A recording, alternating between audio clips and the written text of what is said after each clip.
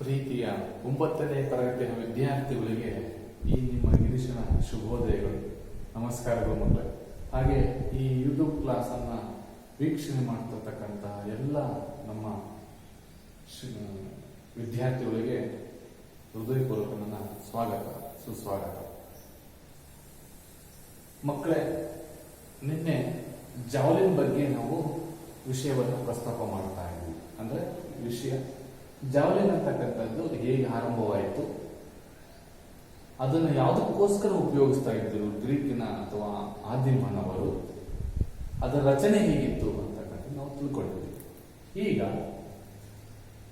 ಮುಂದಿನ ಒಂದು ವಿಷಯದ ಒಂದು ಅಧ್ಯಯನದ ಪ್ರಕಾರ ನಿಮಗೆ ರಚನೆ ಅಂತಕ್ಕಂಥದ್ದು ತಲೆ, ಕಾಂಡ ಮತ್ತು ಹಗ್ಗದ ಹಿಡಿ ಅಂತಕ್ಕಂಥದ್ದು ನಿಮಗೆ 3 ರೀತಿಯ ಜಾವಲಿನ್ ನಾವು ನೋಡ್ತೀವಿ. ಇಷ್ಟು 3 ರೀತಿಯ ತಲೆ, ಕಾಂಡ ಮತ್ತು ಹಗ್ಗದ ಹಿಡಿ ಅಂತಕ್ಕಂಥದ್ದು ನಿಮಗೆ ಗೊತ್ತಿದೆ ಮಕ್ಕಳೇ. ಒಂದು ಜಾವಲಿನ್ ಅಂತಕ್ಕಂಥದ್ದು ಹೇಗಿರ್ತದೆ ಅಂತಕ್ಕಂಥದ್ದು ನೋಡಿ. ಇದು ತಲೆ ಅಂತ ನಾವು ಹೇಳ್ತೀವಿ. ಇದು ಹಗ್ಗದ ಹಿಡಿ, ಹಗ್ಗ ಗ್ರಿಪ್ಪು ಹಿಡಿತಕ್ಕಂಥ ಹಗ್ಗದ, ಮತ್ತು ಕಾಂಡ ಮೇಲೆ, ತಲೆ ಮೇಲೆ ಇರ್ತದೆ ಯಾವಾಗ ನಾವು ತೋಳಿ ಮಾಡ್ಬೇಕು. ಇದು 3 ರೀತಿಯ ಒಂದು ರಚನೆಯನ್ನು ಕೂಡಿರ್ತಕ್ಕಂಥದ್ದು ಈ ಒಂದು ಜಾವಲಿನ್. ಸೊ ನಿನ್ನೆ ಈ ವಿಚಾರವನ್ನು ನಾವು ನಿಮಗೆ ಪ್ರಸ್ತಾಪ ಮಾಡ್ತಾ ಇದ್ದೀವಿ, ಹೌದಾ ಮಕ್ಕಳೇ? ಸೊ ಹೀಗೆ ಜಾವಲಿನ್ ಅಂತಕ್ಕಂಥದ್ದು ಹಿಂದೆ ಆದಿಮಾನವ ಬೇಟೆಗಾಗಿ ಉಪಯೋಗಿಸುತ್ತಿದ್ದಂತಹ ಒಂದು ಜಾವಲಿನ್ನು ಇವತ್ತು ಒಲಿಂಪಿಕ್ಸ್ ಆಗಲಿ, ಏಷ್ಯನ್ ಗೇಮ್ಸ್ ಆಗಲಿ, ರಾಷ್ಟ್ರ ಮಟ್ಟದ ಲೀಗ್ ಪಂದ್ಯಾವಳಿ ಅಥವಾ ಲೀಗ್ ಟೂರ್ನಮೆಂಟ್ ಆಗಲಿ ಅಥವಾ ರಾಜ್ಯ, ರಾಷ್ಟ್ರ ಯಾವುದೇ ಫೆಡರೇಷನ್ ಅಲ್ಲಿ ಇವತ್ತು ಪದಕಗಳ ಬೇಟೆಗಾಗಿ ಉಪಯೋಗಿಸುತ್ತಿದ್ದಾರೆ. ಪದಕಗಳ ಬೇಟೆಗಾಗಿ ಜಾವಲಿನ್ ಅನ್ನು ಉಪಯೋಗಿಸುತ್ತಿದ್ದಾರೆ. ಸೊ ಹೀಗೆ ಒಲಿಂಪಿಕ್ ಕ್ರೀಡೆಗೆ 1908ರಲ್ಲಿ ಪುರುಷರಿಗಾಗಿ ಒಲಿಂಪಿಕ್ಸ್ಗೆ ಸೇರ್ಪಡೆ ಆಯಿತು ಈ ಜಾವಲಿನ್. ಎಷ್ಟರಲ್ಲಿ? 1908ರಲ್ಲಿ ಪುರುಷರಿಗಾಗಿ ಒಲಿಂಪಿಕ್ಸ್ ಕ್ರೀಡೆಗೆ ಇದು ಸೇರ್ಪಡೆ ಆಯಿತು. ಯಾವುದು? ಜಾವಲಿನ್ ಅಂತಕ್ಕಂಥ ಒಂದು ಕ್ರೀಡೆ. ಯಾವುದರಲ್ಲಿ? ಮೇಲಾಟಗಳಲ್ಲಿ ಬರ್ತಕ್ಕಂತಹ ಥ್ರೋಯಿಂಗ್ ವಿಭಾಗದಲ್ಲಿ ಬರ್ತಕ್ಕಂಥ ಒಂದು ಸ್ಪರ್ಧೆ. ಹಾಗೆಯೇ ಮಹಿಳೆಯರಿಗಾಗಿ 1932ರಲ್ಲಿ ಒಲಿಂಪಿಕ್ಸ್ಗೆ ಇದು ಸೇರ್ಪಡೆ ಆಯಿತು ಅಂತ ನಾವು ನಿನ್ನೆ ತಿಳ್ಕೊಂಡ್ವಿ, ಹೌದಲ್ಲ? ಎಸ್. ಈಗ ಈ ಒಂದು ಜಾವಲಿನ್ ಎಸೆತದ ಒಂದು ಅಂಕಣ ಬಗ್ಗೆ ರಚನೆ ಆದರೆ, ಅಂಕಣ, ಈ ಜಾವಲಿನ್ ಅಂಕಣ ಅಂತಕ್ಕಂಥದ್ದು ಸುಮಾರು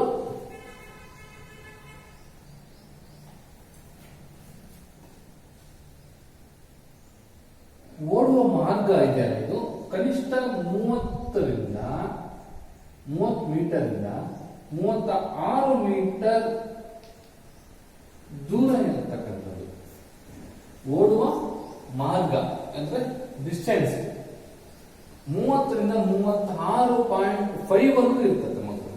30ರಿಂದ 36 ಮೀಟರ್ ನೆನಪಿರಲಿ ಓಡುವ ಮಾರ್ಗ. ಆದರೆ ಅದರ ಅಗಲ 4 ಮೀಟರ್ ಅಗಲ ಇರ್ತದೆ. ಓಡಿ ಬರ್ತಕ್ಕಂಥ ಒಂದು ಮಾರ್ಗದಲ್ಲಿ ಬರ್ತಕ್ಕಂಥ ವಿಡ್ತು, ಜಾವಲಿನ್ ಎಸೆತಕ್ಕಂಥದ್ದು ಓಡಿ ಬರ್ತಕ್ಕಂಥ ಮಾರ್ಗ ಉದ್ದ ಬಂದ್ಬಿಟ್ಟು, ಇದು ಉದ್ದ ಅಂದ್ರೆ ಇದು ಅಗಲ 4 ಮೀಟರ್ ಇರ್ತದೆ. ವೃತ್ತದ ಪರಿಧಿ 7 ಸೆಂಟಿಮೀಟರ್ ಅಗಲ ಇರುವಂತೆ ಒಂದು ಬಿಳಿ ಬಣ್ಣವನ್ನು ಹಚ್ಚಿರ್ತಾರೆ. ವೃತ್ತದ ಪರಿಧಿ ಅಂತಂದ್ರೆ ಇದು ಎಷ್ಟು ಸೆಂಟಿಮೀಟರ್? 7 ಸೆಂಟಿಮೀಟರ್. ಈತ 7 ಸೆಂಟಿಮೀಟರ್ ಇರ್ತಕ್ಕಂಥ ಒಂದು ಪರಿಧಿ.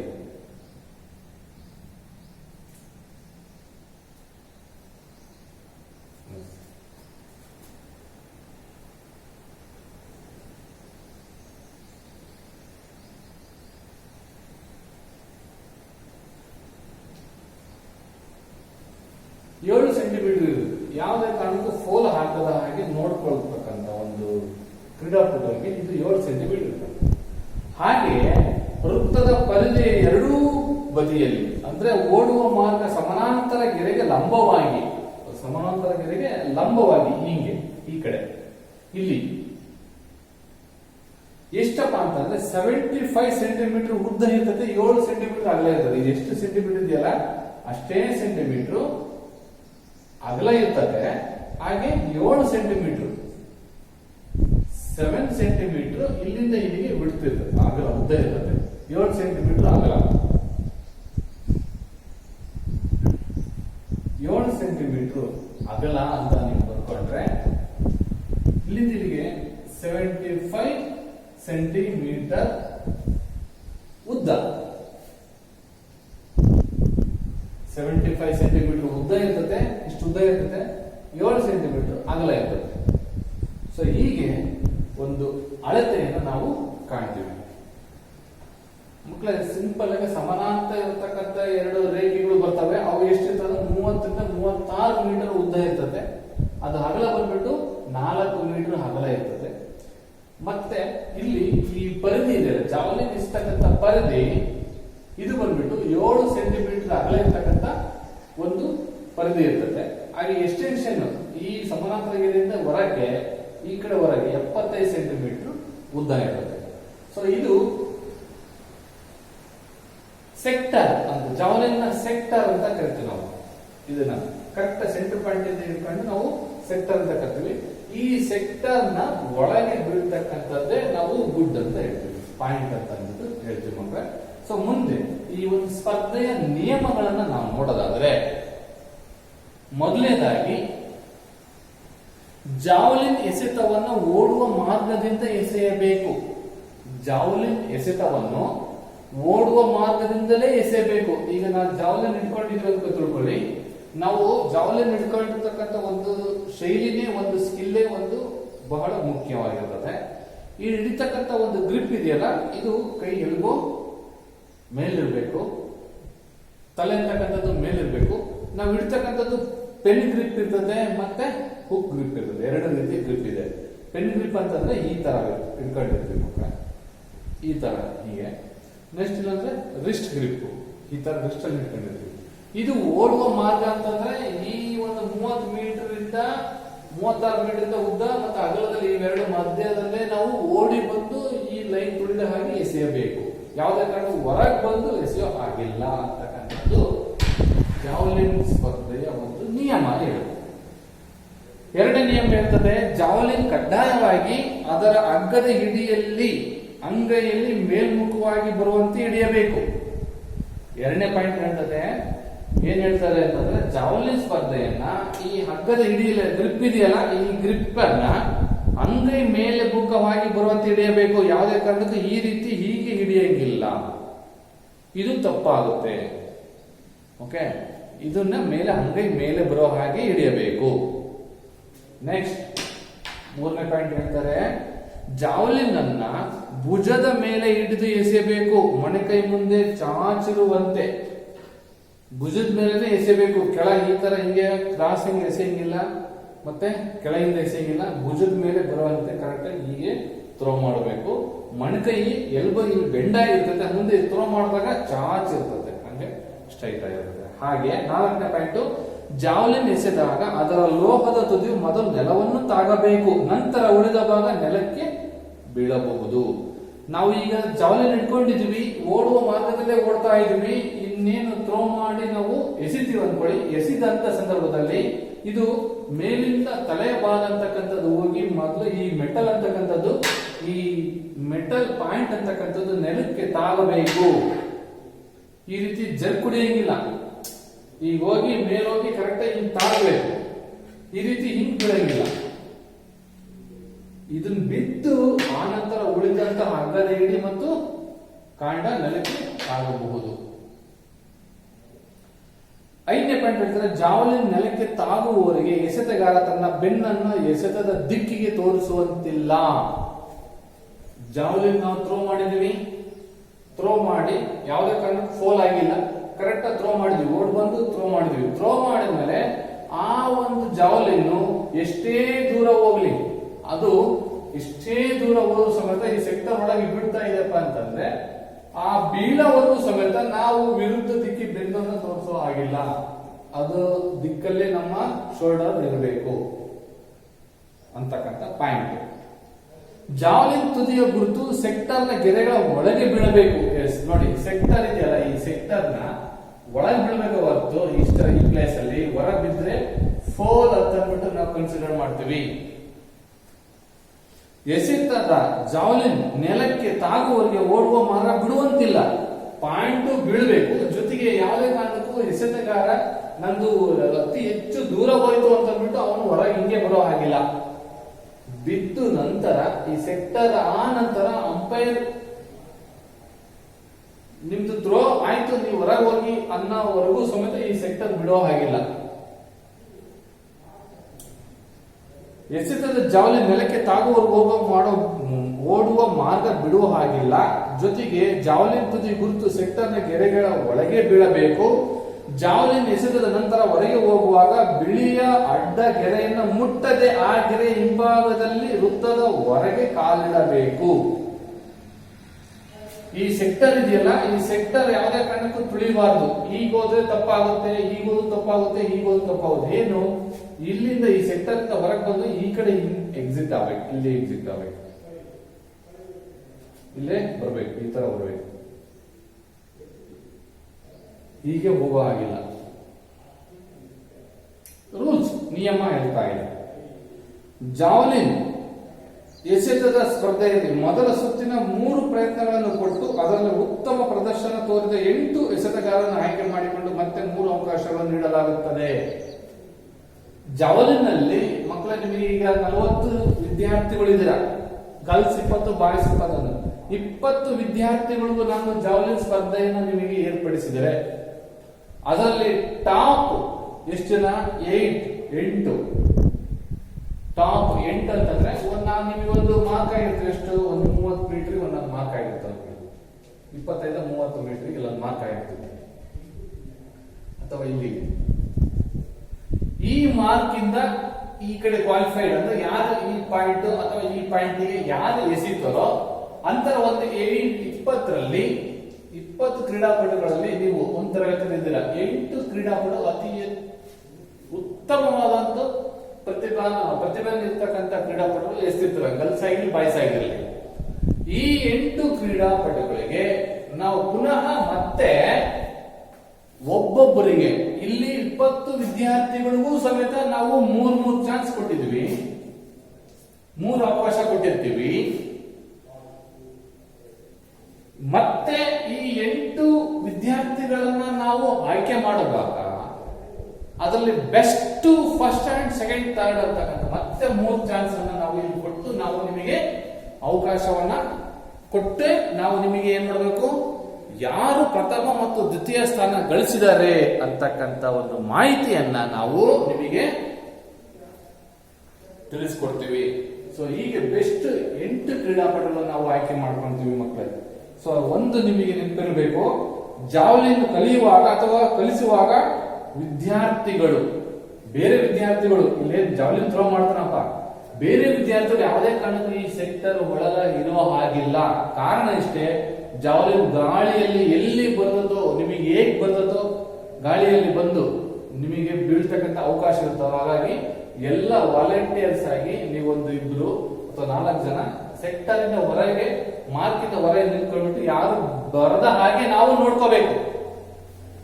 ಅದು ಬಹಳ ಇಂಪಾರ್ಟೆಂಟ್. ಯಾಕೆಂದ್ರೆ ಜಾವಲಿನ್ ಎಸೆತಗಾರ ಕೈ ಜಾರಿ ಅಕಸ್ಮಾತ್ ಸೆಕ್ಟರ್ ನ ಹೊರಗಿನ ವಿದ್ಯಾರ್ಥಿಗಳು ತಗುವ, ಹೊರಗಿರ್ತಕ್ಕಂಥ ವಿದ್ಯಾರ್ಥಿಗಳು ತಗುತ್ತಕ್ಕಂಥ ಅಪಾಯಗಳು ಉಂಟು. ಸೊ ಆದ್ರಿಂದ ಬಹಳ ನಾವು ಎಚ್ಚರಿಕೆಯಿಂದ ನಾವು ಈ ಜಾವಲಿನ್ ಅನ್ನು ನಾವು ಎಸೆಯಬೇಕು. ಪ್ರಾಕ್ಟೀಸ್ ಅನ್ನ ಮಾಡ್ಬೇಕಾಗಲಿ ಅಥವಾ ಕಾಂಪಿಟೇಷನ್ ಮಾಡ್ಬೇಕಾದ್ರೂ ಅಷ್ಟೇ. ಈ ಒಂದು ನಮ್ಮ ಹಳ್ಳಿಗಾಡಿನ ಪ್ರದೇಶದಲ್ಲಿ ಅಥವಾ ಸ್ಟೇಡಿಯಂ ಅಲ್ಲಿ ಬಹಳ ಹುಷಾರಲ್ಲಿ ಮಾಡ್ತಾ ಇದ್ದಾರೆ. ಓಕೆ, ಇದರಲ್ಲಿ ಫಾಲ್ ಬರ್ತವೆ ಅಂತ ತಪ್ಪುಗಳು, ಅಕ್ರಮಗಳು ಅಂತ ಬರ್ತಾವ. ತಪ್ಪುಗಳು ಅಂತಂದ್ರೆ ಏನ್ ತಪ್ಪಾಗ್ತದೆ? ಫೋಲ್, ಅಕ್ರಮಗಳು ಅಂತ ನಾವು ಕರಿತೀವಿ ಮಕ್ಕಳು.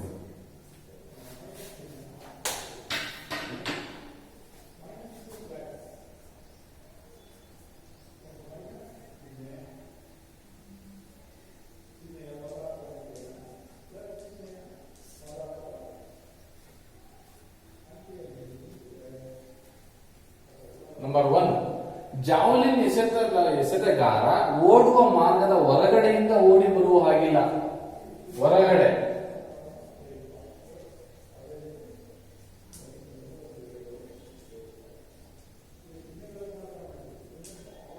ಸೆಕ್ಟರ್ನ ಹೊರಗೆ ಅಂದ್ರೆ ಮಾರ್ಕ್ ಮಾಡಿರ್ತಕ್ಕಂಥ ಹೊರಗಿಂದ ಬಂದು ಎಸೆಯೋ ಆಗಿಲ್ಲ.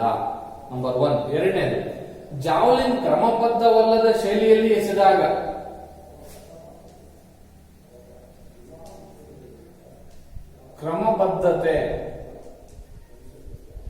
ಕ್ರಮಬದ್ಧತೆಯಿಂದ ಕೂಡಿರಬೇಕು. ಏನು ಕ್ರಮಬದ್ಧತೆ ಅಂತ ನಾನು ನಿಮಗೆ ಹೇಳಿದೆ. ಏನು, ಜಾವಲಿನ್ ಅನ್ನ ಹಿಡಿತದ ಗ್ರಿಪ್ ಅಲ್ಲಿ ಇಡಬೇಕು. ಯಾವ ಫ್ರಂಟ್ ಗ್ರಿಪ್ ಆಗಿರ್ಬೋದು, ರಿಸ್ಟ್ ಗ್ರಿಪ್ ಅಲ್ಲಿ ಹಿಡಿಬಹುದು. ಅದು ಅಂಗೈ ಮೇಲ್ಮುಖವಾಗಿ ಇಟ್ಕೊಂಡಿರ್ಬೇಕು.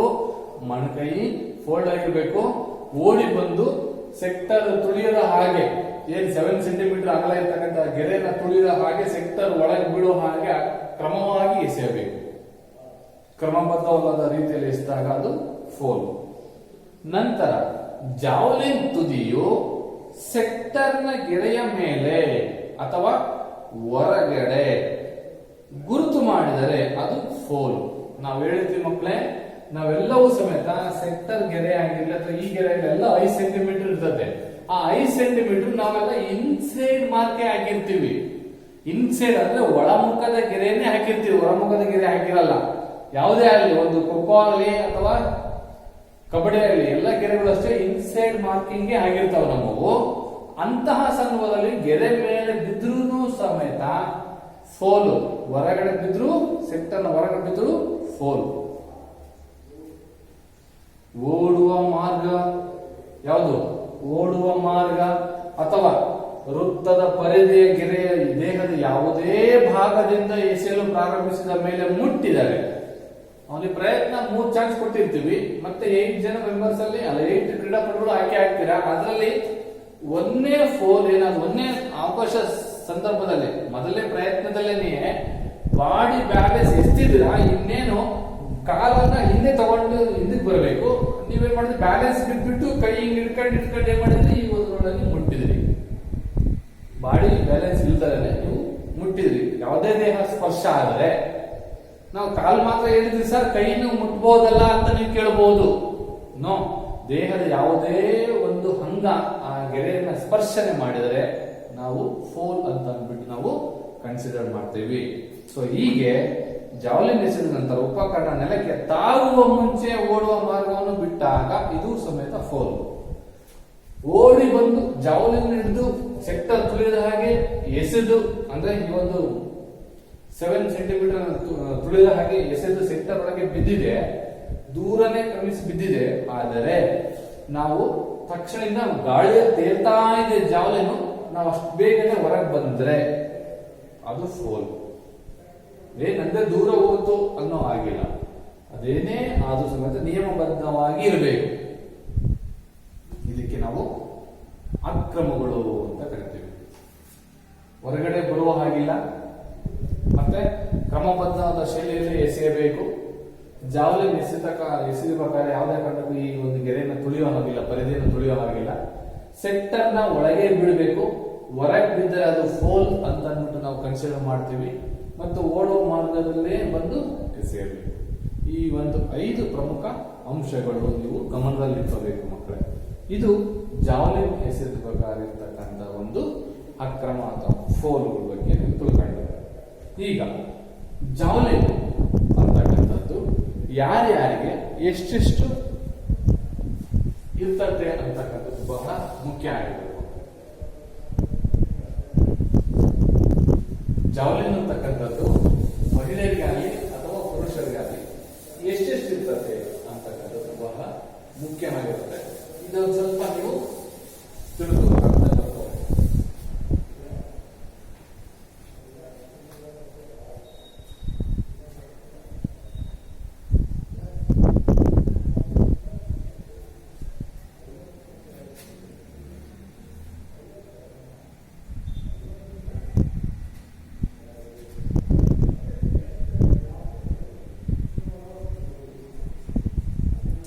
ಮಹಿಳೆ ಕಿರಿಯ ಬಾಲಕರಿಗೆ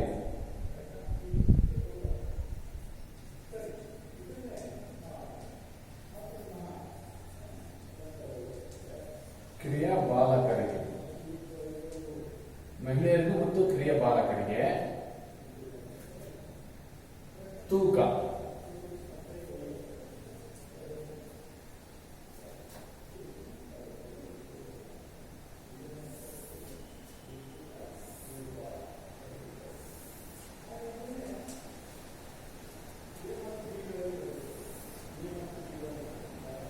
ತೂಕ ಮತ್ತು ಉದ್ದ.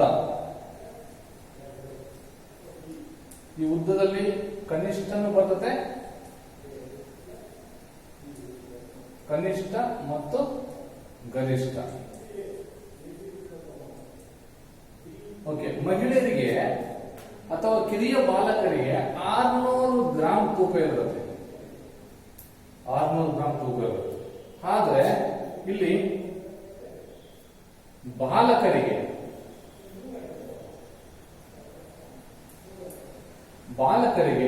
700 ಗ್ರಾಂ ಇರ್ತದೆ, 700 ಗ್ರಾಂ ಇರ್ತದೆ. ಅದೇ ರೀತಿ ಪುರುಷರಿಗೆ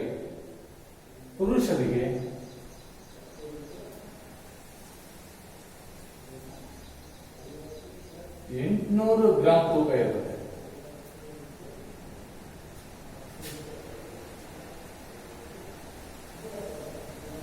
ಗ್ರಾಂ ತೂಕ ಇರುತ್ತೆ. ಸೊ ಹೀಗೆ ಮಹಿಳೆಯರಿಗೆ ತೂಕ ಗೊತ್ತಾಯ್ತು, ಬಾಲಕರಿಗೆ ತೂಕ ಗೊತ್ತಾಯ್ತು, ಹಾಗೆ ಪುರುಷರಿಗೆ ತೂಕ ಗೊತ್ತಾಯ್ತು. ಅದೇ ರೀತಿ ಉದ್ದ ಎಷ್ಟಿರ್ತದೆ ಮಹಿಳೆಯರಿಗೆ ಅಂದ್ರೆ 2.20 ಮೀಟರ್ ಟು 2.30 ಮೀಟರ್. ಅದೇ ರೀತಿ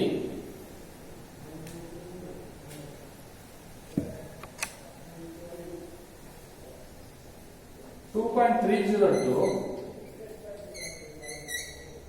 2.40 ಮೀಟರ್ ಇರ್ತದೆ. ಆದರೆ ಪುರುಷರಿಗೆ ಉದ್ದ 2.60 to 70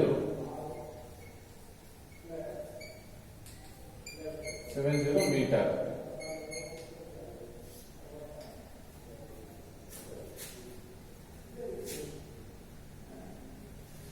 ಈ ರೀತಿ ಜಾವಲಿನ್ ನಾವು ಸ್ಟ್ರಕ್ಚರ್ ಅನ್ನು ನೋಡ್ತೀವಿ. ಚಿಕ್ಕ ಮಕ್ಕಳಿಗೆ ಅಥವಾ ಕಿರಿಯ ಬಾಲಕ ಬಾಲಕಿಯರ ಮಹಿಳೆಯರಿಗೆ 600 ಗ್ರಾಂ ತೂಕ ಇರ್ತದೆ, 2.20 to 2.30 ಮೀಟರ್ ಉದ್ದ ಇರ್ತದೆ. ಬಾಲಕರಿಗೆ 700 ಗ್ರಾಂ ಇರ್ತದೆ, 2.30 to 2.40 ಮೀಟರ್ ಉದ್ದ ಇರ್ತದೆ. ಪುರುಷರಿಗಾದ್ರೆ 800 ಗ್ರಾಂ ತೂಕ ಇರ್ತದೆ, 2.602 ಮೀಟರ್ ಇಂದ 2.70 ಮೀಟರ್ ಉದ್ದ ಇರ್ತದೆ. ಅಂತಹ ಒಂದು ಜಾವಲಿನ್. ಹಾಗಾದ್ರೆ ಇದು ಎಷ್ಟಿದೆಪ್ಪ ಅಂತಂದ್ರೆ ಗರ್ಲ್ಸಿಗೆ 2.20 ಮೀಟರ್ ಇಂದ 2.30 ಇದೆ, ಇದು ಚಿಕ್ಕದು. ಸೊ ಇದು ಬಂದ್ಬಿಟ್ಟು 600 ಗ್ರಾಂ ಇದೆ, 600 ಗ್ರಾಂ ಇದೆ. ಆ ತರ ಇರ್ತಕ್ಕಂಥ ಒಂದು ಜಾವಲಿನ್. ಈ ತರ ಬಾಲಕರಿಗೆ ಇರ್ತದೆ 100 ಗ್ರಾಂ ಜಾಸ್ತಿ ಇರ್ತದೆ, ಹಾಗೆ ಬಾಲಕರಿಗೆ ಪುರುಷರಿಗೆ 800 ಗ್ರಾಂ ಜಾಸ್ತಿ ಇರ್ತದೆ. ಈ ತರ ಇದು ವೇಟಿಂಗ್.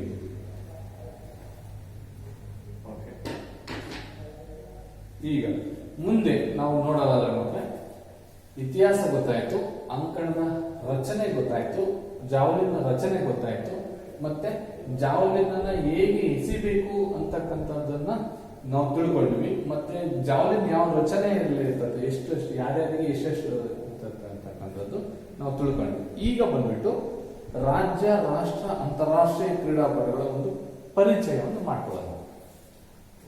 ಮೊದಲನೇದಾಗಿ ನಾವು ಇದು ಅರ್ಥ ಆಯ್ತು ಅನ್ಕೊಂಡಿದ್ದೀನಿ ಮುಖ. ಇದು ರಾಜ್ಯ ಮಟ್ಟದ ನಾವು ಕ್ರೀಡಾಪಟುಗಳನ್ನು ನಾವು ನೋಡೋದಾದ್ರೆ ಮೊದಲನೇದಾಗಿ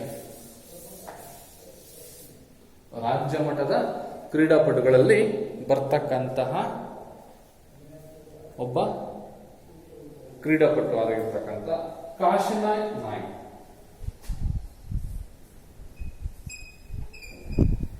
ರಾಜ್ಯ ಮಟ್ಟದ ಕ್ರೀಡಾಪಟು ಯಾರಪ್ಪ ಅಂತಂದ್ರೆ ಕಾಶಿನಾಥ್ ನಾಯ್ಕ್.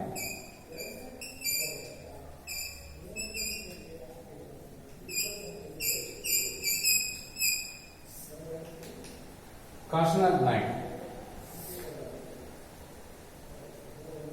ನಿಮ್ಮ ಒಂದು ಟೆಕ್ಸ್ಟ್ ಬುಕ್ ಅಲ್ಲಿ ಇದೆ ನೋಡಿ ಮಕ್ಕಳೇ, ಆ ಒಂದು ಚಿತ್ರ ಅವರದ್ದು ಕಾಶಿನಾಥ್ ನಾಯ್ಕ ಅವರು ಹೆಂಗಿದ್ದಾರೆ ಅನ್ನೋದಕ್ಕೆ 96 ಪೇಜ್ ನಂಬರ್ ಅಲ್ಲಿ.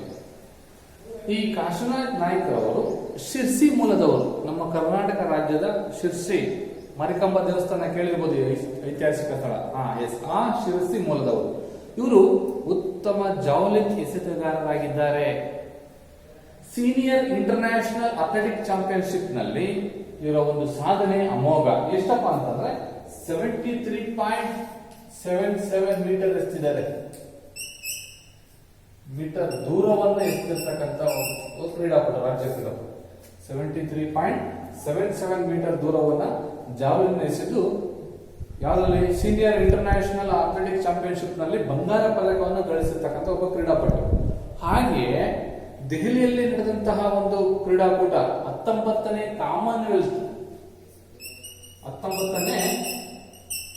ಕಾಮನ್ವೆಲ್ತ್ ಗೇಮ್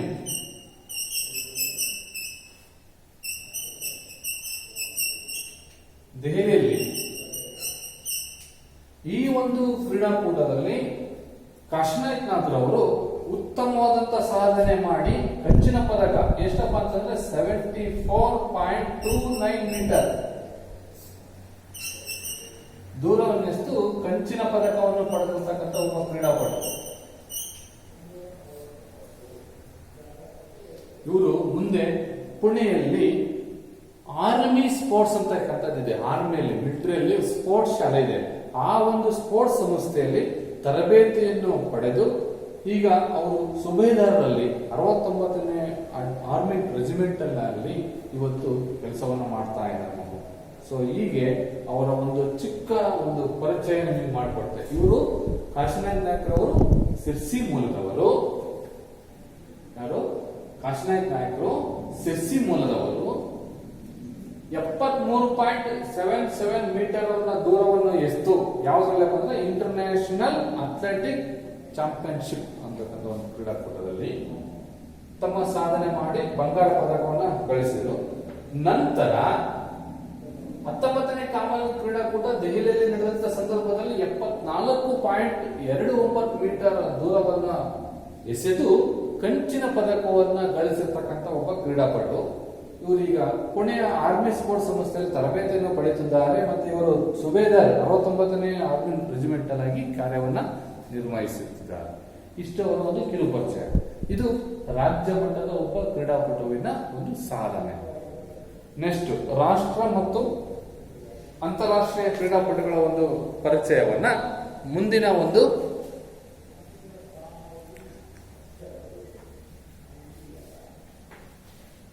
ವಿಷಯದಲ್ಲಿ ನಾವು ತಿಳ್ಕೊಳ್ಳೋದಾದ್ರೆ, ರಾಷ್ಟ್ರ ಮಟ್ಟದ ಕ್ರೀಡಾಕೂಟದಲ್ಲಿ ಸಬೀರ್ ಹಾಲಿ ಕಾಶಿನಾಥ್ ಆದ ನಂತರ ಸಬೀರ್ ಹಾಲಿ ರಾಷ್ಟ್ರ ಮಟ್ಟದ ಕ್ರೀಡಾಪಟುಗಳು.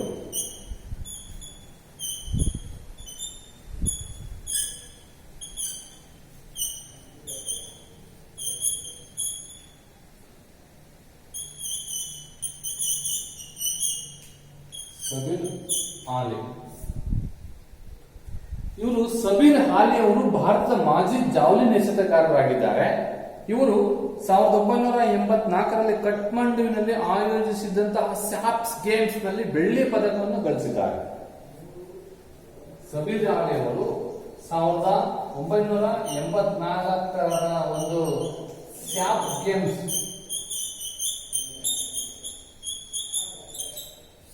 ಗೇಮ್ಸ್ ಅಲ್ಲಿ ಕಠ್ಮಂಡಲ್, ನೇಪಾಳದ ಕಠ್ಮಂಡಲ್ಲಿ ನಡೆದಿರ್ತಕ್ಕಂಥ ಒಂದು ಕ್ರೀಡಾಕೂಟದಲ್ಲಿ ಅಲ್ಲಿ ಬೆಳ್ಳಿ ಪದಕವನ್ನು ಗಳಿಸಿದ್ದಾರೆ. ಬೆಳ್ಳಿ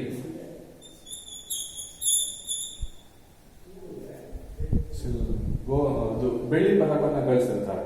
ನಂತರ ಬೇರೆ ಬೇರೆ ಹಂತದ ಸ್ಪರ್ಧೆಗಳಲ್ಲಿ ಭಾಗವಹಿಸಿ ಉತ್ತಮ ಪ್ರದರ್ಶನ ತೋರಿದ್ದಾರೆ.